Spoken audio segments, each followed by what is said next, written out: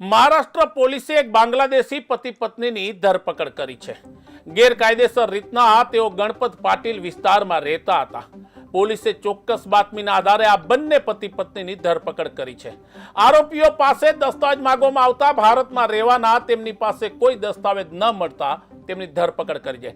મહારાષ્ટ્ર પોલીસે foreigners act 1946ની કલમ 14 હેઠળ કેસ દાખલ કરી સમગ્ર મામલે કાર્યવાહી હાથ ધરી છે અને તે પણ તપાસ શરૂ કરી છે કે તેઓ કેટલા સમય પહેલા આવ્યા, કોની સાથે તેઓ સંપર્કમાં હતા અને તેના સિવાય પણ શું બીજા કોઈ બાંગ્લાદેશી નાગરિકો આવી જ રીતના ગેરકાયદેસર રીતના મહારાષ્ટ્રના अलग अलग શહેરોમાં રહે છે કે નહીં।